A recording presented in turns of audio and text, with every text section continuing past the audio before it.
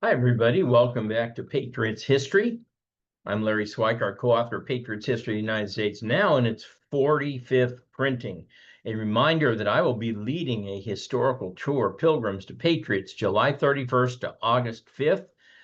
We welcome families. We got a couple of big families coming already. We'll be hitting Plymouth. We'll do the walk to the church. We will look at Square One, where they started the first building. We will go to Salem, Lexington, Concord, a day at Fenway Park, a boat cruise. It'll be great, Boston Harbor. So check it out. I will be there along with Dr. Paul J. Lee and William Bradford, a descendant of the Bradford. So just check it out. It'll be great. So last time we stopped and read Cross of Gold speech by William Jennings Bryan. I am picking back up now with Patriots History of the United States. And as always, I am using the 15th anniversary edition. Now, a reminder, if you have an earlier edition, some of the headers won't line up. The pages definitely won't line up. We did a lot of changes. Reminder also, if you want the new Chapter 23 PDF, which covers the years 2018 to 2023, email me at larry@wildworldofhistory.com, and I will be happy to send you that free. Also, I'm in the middle of editing my newest book, America in the 21st Century, which will be out sometime around February, I think. So anyway, let's get started. So Cuba Libre, and I am on page 481. A far more difficult problem that McKinley had inherited was a growing tension with Spain over Cuba. A Spanish possession, Cuba was only 90 miles off the coast of Florida. At one time, it had been both a gatekeeper and a custom house for Spain's New World Empire, but like Spain herself, Cuba had lost influence. The Cubans desired freedom and autonomy, as illustrated by one revolt that lasted from 1868 to 1878 and another that erupted in 1895, all suppressed by the 160,000 Spanish soldiers on the island.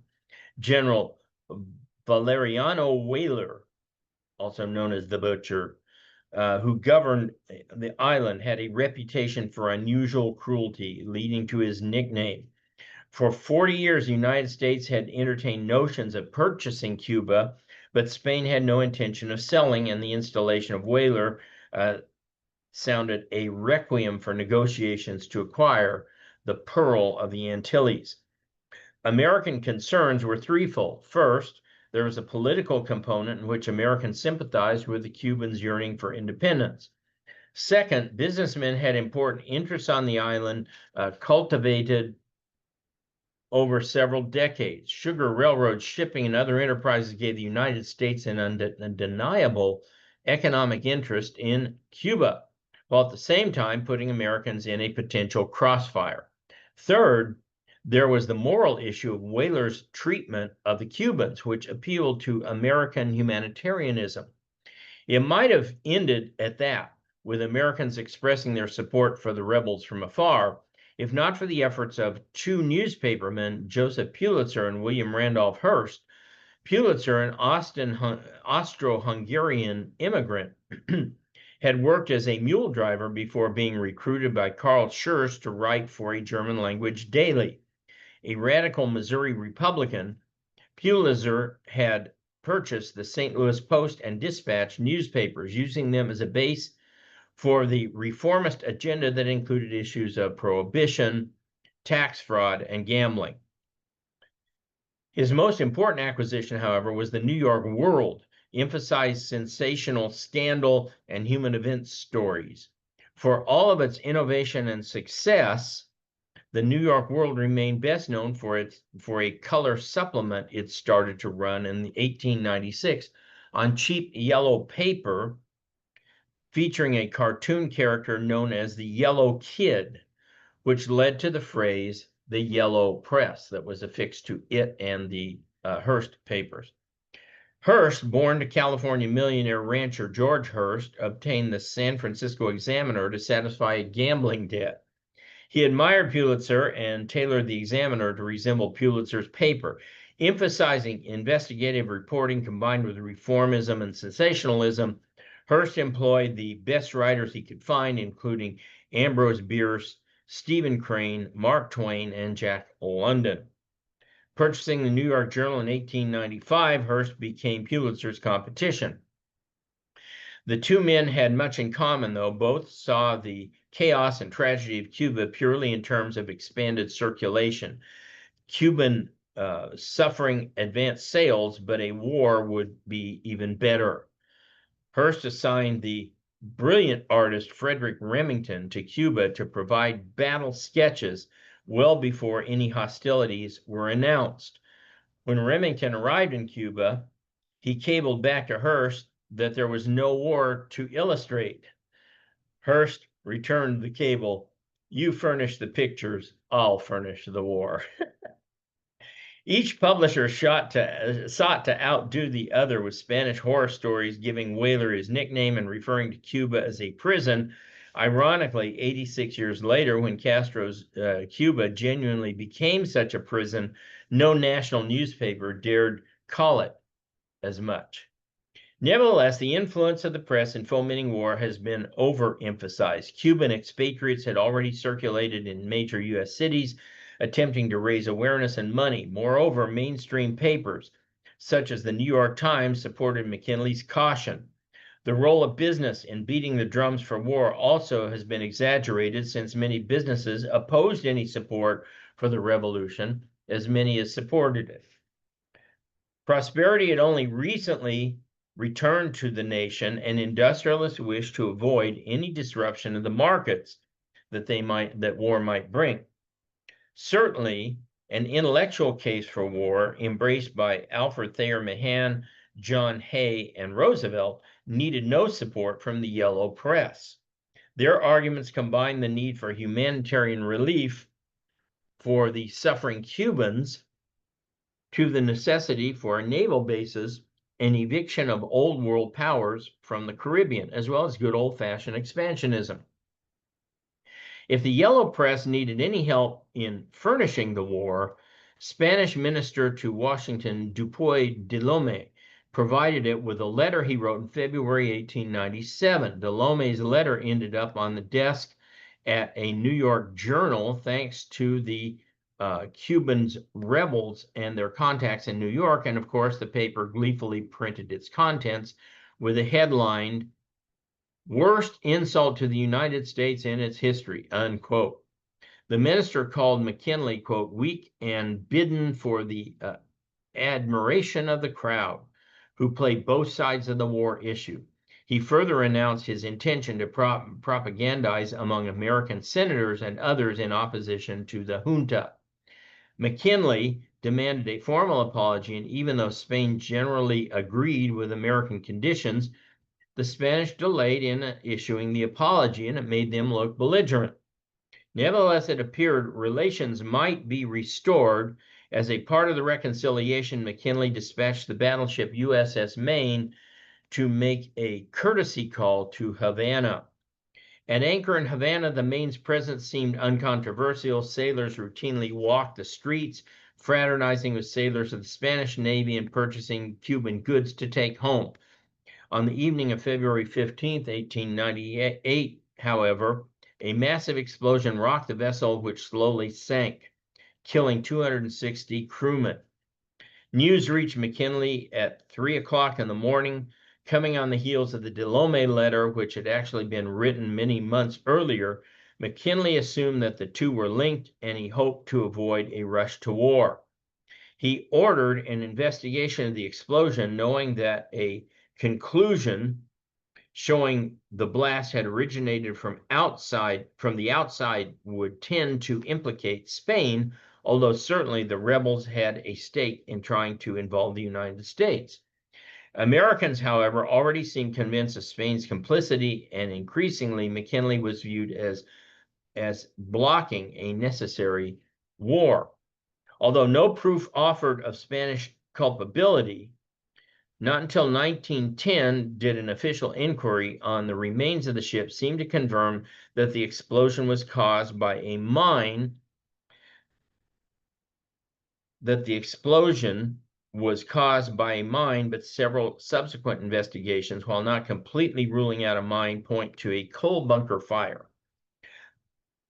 On April 20, 1898, Congress handed McKinley a war resolution along with the Teller Amendment to liberate Cuba within 5 years of occupation. No other nation in human history has ever passed such a law, that if we conquer this land, we have to liberate it within 5 years. None. Although the subsequent Platt Amendment of 1903 placed some limitations on Cuban action, including a required lease of a naval station at Guantanamo Bay, the essence of the Teller Amendment, mandatory withdrawal of American forces, remained highly unusual in world history. I would say remained alone in world history. For those historians who claim the United States desired an empire, American behavior was odd. What other empire legally bound themselves in abandoning conquered lands the instant they acquire them? Spain's utter conciliatory attitude notwithstanding, the pieces fit too conveniently for many Americans to arrive at any other conclusion than that the Spanish were responsible for the sinking of the Maine. From Spain, it was much too little too late, and for the United States, it was another opportunity to teach the pompous European states a lesson. On April 21st, Spanish severed diplomatic ties. 4 days later, Congress declared war. Just as world powers had fully expected Mexico to easily defeat the United States in the Mexican War, Europeans again overestimated the decrepit Spanish Empire's strengths and virtually ignored America's technology and resolve. The U.S. Army was small and largely untrained. Many units were volunteers. Those who had fighting experience came from the frontier, where the Sioux and the Apache presented much different challenges than the more conventionally oriented Spanish foe. McKinley made plans to gather the forces at Tampa and other Florida ports, then land at several points in Cuba. He called for 200,000 volunteers to expand the small 28,000-man army, and by the end of November 1898, 223,000 volunteers swelled the ranks. Those volunteers included the famous Theodore Roosevelt, who had resigned his position as Assistant Secretary of the Navy, and his Rough Riders, an assortment of Indians and scouts, miners and marauders, and even the famous Prescott, Arizona lawman Bucky O'Neill. The regiment also included James Robb Church, a star football player at Princeton, New York socialist Hamilton Fish, and the cream of Harvard and Yale. Everybody wanted to join, including the creator of the famous Tarzan series, Edgar Rice Burroughs, whom Roosevelt rejected. Equipping and transporting this army of volunteers was a difficult matter. A new King 308 caliber rifle that had fired smokeless shells was available, but few units had it. And even then, it was inferior to the German Mausers used by the Spaniards. Troops called the poor food they received embalmed beef, and the atrocious state of the medical facilities contributed to deaths of 2,565 men from disease, more than 7 times the 345 who died in combat. The Rough Riders found they could not even take their horses to Cuba. For good or ill, though, one thing was certain: the press would cover the war. Hearst had seen to that. In addition to Remington with his sketchbooks, author Stephen Crane, whose Civil War tale, The Red Badge of Courage, 1895, had already become a classic, traveled with the troops to Cuba. America may have trailed Spain in rifle quality and even in training of her ground forces, but the United States had a decided advantage at sea. There, the white cruisers Olympia, Boston, Raleigh, Concord, and Baltimore outranged and outgunned all the Spanish vessels. Deploying the fleet to Hong Kong, however, was entirely Roosevelt's doing. He had given the order when the Secretary of the Navy had gone out of the office for a doctor's appointment. European observers, as always, underestimated Yankee capabilities. Commodore George Dewey, who headed the U.S. Asiatic Squadron, reported strong betting at the Hong Kong club against the Americans, even at considerable odds. The American battle plan was sound, however. First, Roosevelt ordered Dewey's squadron to Hong Kong even before a declaration of war in case hostilities broke out. In April, Dewey headed to sea, where he prepared for battle. Spain had 7 vessels to Dewey's 6 in Manila Bay, but they were inferior, and their commander, Rear Admiral Patricio Pasatron, knew it. Lined up in Manila Bay, Pasatron, in a state of gloom, resigned himself to going down with guns blazing. After the declaration of war, Dewey, his ships repainted from white to black and gray camouflage, had sailed for Manila Bay. Spanish guns fired first, prompting shouts of "Remember the Maine" from the American decks. But Dewey uttered the classic line, repeated afterwards in countless cartoons, when he told the Olympia's captain, "You may fire when ready, Gridley." At a range of more than 5,000 yards outside the Spaniards' range, the U.S. guns shattered the hapless Spanish ships. Dewey didn't lose a single man. I think one guy died of a heart attack shoveling coal. A two-pronged assault on Cuba was the second piece of the U.S. strategy, and it was aimed at forcing the Spanish Caribbean fleet to exit its port while American troops advanced overland to Havana. The ground assault was led by the 300-pound General William Shafter, whose forces land on June 22nd at Daiquiri, unopposed and unscathed. The only U.S. casualties were 5 drowned horses. Ex-rebel General Joseph Wheeler, in his first encounter with Spanish troops, shouted, "We've got the damned Yankees on the run." But his men knew what he meant, and they proceeded to link up with Shafter's forces. By that time, Shafter had fallen ill to the point he was unable to ride. After driving the Spaniards out of several positions, American troops converged on the main target, San Juan Heights. Faced with 2 hills, San Juan and Kettle, Leonard Wood's regiment, including the Rough Riders, whose horses were still back in Tampa, and Lieutenant John J. Pershing's 10th Cavalry Buffalo Soldiers, crossed the river in front of Kettle Hill. Organizing both regiments, Teddy Roosevelt, a mounted sitting target, spurred his horse, Little Texas, in front of his men charging on foot. The unit stormed Kettle Hill, so it's interesting Roosevelt did not really charge up San Juan Hill, he charged up Kettle Hill. And they raised a cheer from the American forces still pinned under fire below San Juan Heights. Spanish positions on San Juan Heights still proved impenetrable until a courageous captain, G.S. Grimes, drove 3 batteries of Gatling guns to within 600 yards of Spanish lines and poured fire at them. Remington captured the moment in a memorable painting. This was enough to spark the actual charge up San Juan Hill, although it was really down because it was below Kettle Hill. Roosevelt had actually led his men up Kettle Hill and was not among those advancing on San Juan's positions, and the charge was an orderly, steady advance into heavy fire. At the same time, Roosevelt's Rough Riders, pouring machine gun fire into the Spanish flank, charged down the mild slope of Kettle Hill directly into the Spanish positions. Spanish resistance disintegrated. Later, Pershing wrote his recollection of the attack, quote, "White regiments, black regiments, regulars, and Rough Riders representing the young manhood of the North and the South fought shoulder to shoulder, unmindful of race or color, unmindful of whether commanded by an ex-Confederate or not, and mindful of only their common duty as Americans," unquote.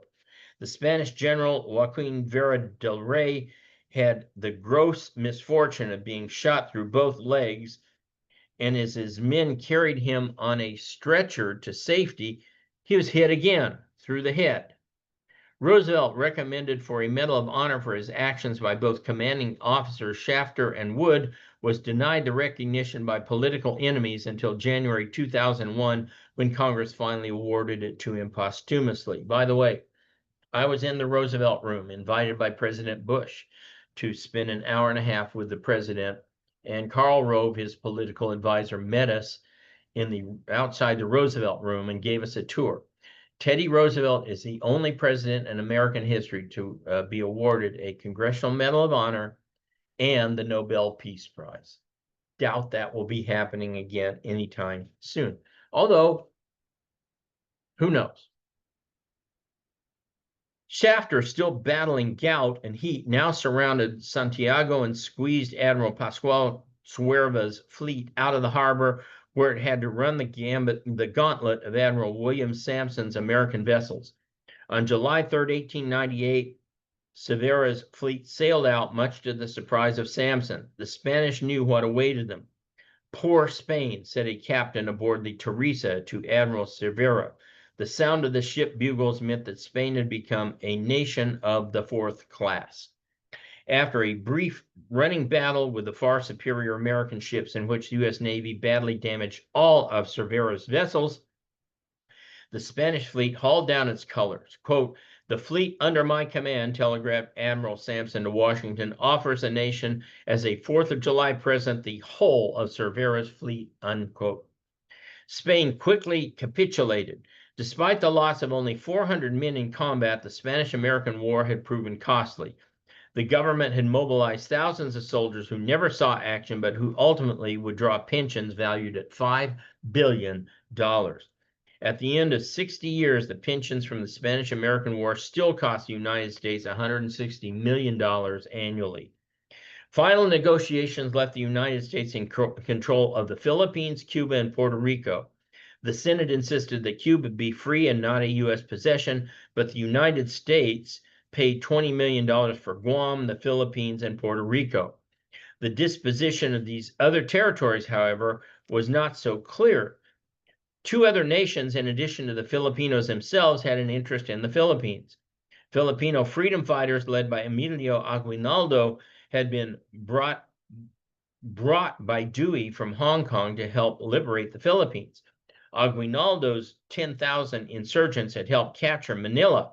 Under other circumstances, it's highly likely the U.S. would have washed its hands of the Philippines and hastily departed. By 1898, however, there were other considerations. Roosevelt, Alfred Thayer Mahan, and others already started to push the United States onto the world stage, and as a world power, the nation needed overseas coaling stations. With the annexation of Hawaii in July, the Philippines suddenly became the logical extension of American naval power.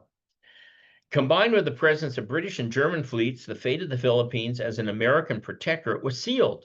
Britain and Germany both had fleets in the region. Germany, in particular, thought little of the United States, saying, quote, "God favors drunkards, fools, and the United States of America," unquote. Either nation could have controlled the Philippines the moment the American fleets left, although whether or not they would have fought each other is conjecture. At any rate, McKinley explained his reasoning to take the Philippines as follows. "One night it came to me this way. We could give them, the Philippines, back to Spain. That would be cowardly and dishonorable. 2, we could not turn them over to France or Germany, our commercial rivals in the Orient. That would be bad business and discreditable.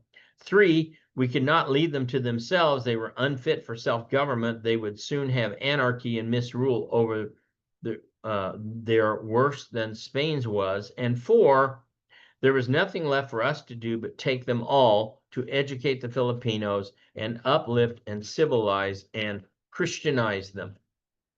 The last point, although it played a minor part in the president's decision, had been on the minds of Protestant Americans whose missionary societies had sent many evangelists to the islands. Methodists, in particular, wrote of saving, quote, "the little brown brother." Some historians dismiss these expressions of concern for the Filipinos as insincere excuses for national economic expansion. But as usual, they ignore the genuine doctrinal commitment of most Christian groups to evangelize. McKinley realized that the choice he faced was not whether to liberate the islands, but which of 3 nations, the United States, Germany, or Great Britain, would control them. Predictably, the Stars and Stripes went up in Manila, sending the European fleets packing. It ensured a response from the 80,000 Filipinos, by then under Aguinaldo, who felt betrayed. An insurrection ensued, and for a year and a half, a guerrilla war of brutal proportions witnessed both sides engage in torture and atrocities. McKinley, aware that the occupation required support of the Filipino people persuaded William Howard Taft to lead a 5-man commission to Manila in April 1900. Taft, who liked the Filipinos, earned their respect and soon produced reasonable concrete steps to reduce opposition. McKinley's policy opened the door to anti-imperialists such as William Jennings Bryan, the Populists, the Anti-Imperialist League. League members handed out leaflets to soldiers in the Philippines urging them not to re-enlist. Some of the more extreme members of the League compared McKinley to a mass murderer and issued wild predictions that 8,000 Americans would die trying to hold the islands.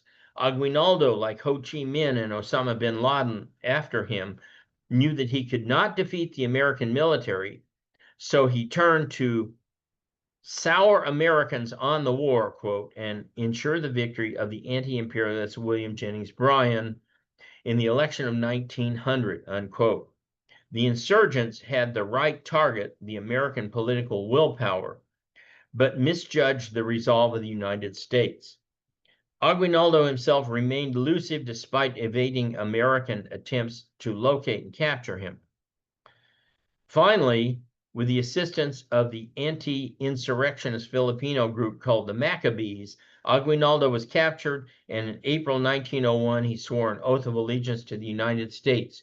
3 months later, the military government ended, replaced by a provincial government under Taft, although the war did not officially end until July 4th, 1902, and rebellions by the Moros continued for another decade.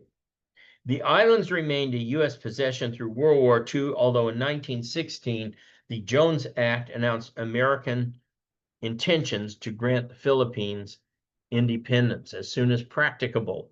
In 1934, the Tidings-McDuffie Act provided a tutelage period of 10 more years, setting the date for independence as 1944 and providing an election in which Manuel Quezon became the first president of the Philippines. Although Japanese occupation of the islands delayed independence past the 1944 target, in 1946, the United States granted independence to the Philippines on the 4th of July, once again proving wrong the critics of America who saw imperial interests as a reason for overseas expansion. So this would be the second time we took territory and gave it back. If you count the Mexican War, where we controlled Mexico City, it'd be the third time we took territory, held it, and then just gave it back. Never before in history had a nation so willingly and in general so peacefully rescinded control over so much territory and so many conquered peoples as in the case of the possessions taken in the Spanish-American War. So that's a great place to stop. We'll pick up next time with the full dinner pail and William McKinley's assassination. I'll see you then. And don't forget, buy Larry a coffee once in a while. This stuff, I do it free, but it's not free. Help me out once in a while, and I will see you next time.